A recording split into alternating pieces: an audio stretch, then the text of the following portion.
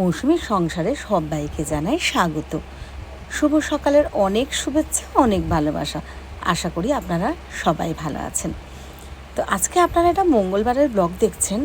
আর এখন ওই যে বলি, সকাল সকাল উঠে টুকটাক রান্নাঘরের কাজগুলো সেরে নিই, তারপরে তো সারাদিন বসে টুকটাক করে চালাই, তারপর আবার সন্ধ্যার পরে কাজবাজ শুরু করি।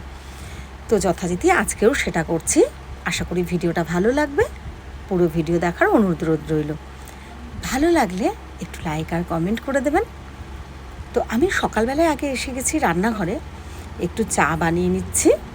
তো আগে চা খাবো, একটু বিস্কুট খাবো, আর টুকটাক বাসি কাজ যেমন বাসন মাজা, ঘর পোছা, যা কাজ। আর এখন তো দালান ঘরটা, যে ঘরটা পুরো শীতটা কাটিয়েছি।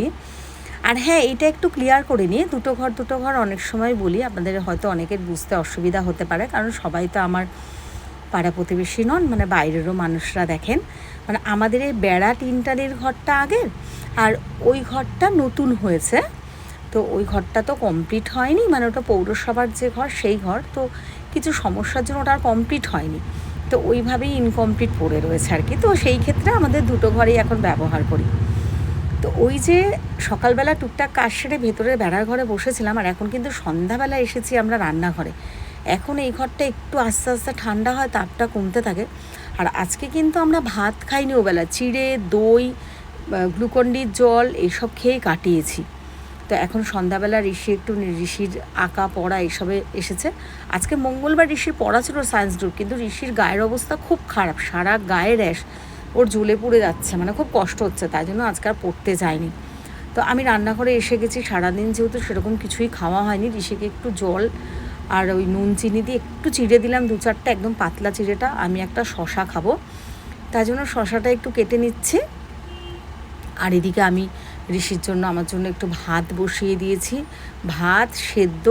আর ফ্রিজে একটু দুধ আছে, তো দুধটা জাল দেবো। যদিও এই সময় দুধও দিতে চাইছি না, কিন্তু কিছু তো খেতে হবে।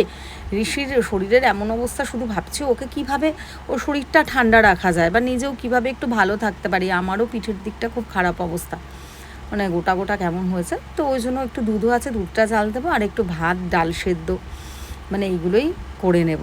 আর ঝিঙে আছে, ভাবছি কটা ঝিঙে ভাতেও দেবো। তো যাই হোক, সারাদিনটা এইভাবেই চলছে। এখন তো বেশি ভিডিও দিতেও পারছি না, নিতেও পারছি না, কেননা হ্যাঁ জানি কিছু মানুষ বসে থাকেন, তাই ছোট ছোট ভিডিও দিচ্ছি। কিন্তু নিজেদের বেঁচে থাকা, ভালো থাকাটাই সব থেকে আগে। ক্যামেরা সেট করব তুলবো, মানে ওইগুলো শারীরিক বা মানসিক কোনোটা দিয়েই পেরে উঠছি না।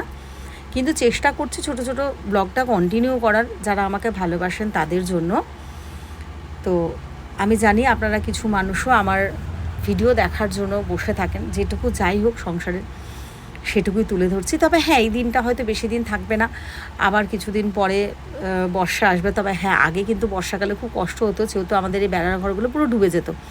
আর এখন যেহেতু সেটা নয়, যেহেতু দালান ঘরটা একটু কিছুটা শান্তি পাই, তাই জন্য এখন একটু ভালো থাকি। এখন এই গরমের জন্যই একটু বেশি কষ্ট হচ্ছে, তাছাড়া এখন শীতে আর বর্ষায় অনেকটা মানে ভালো থাকি।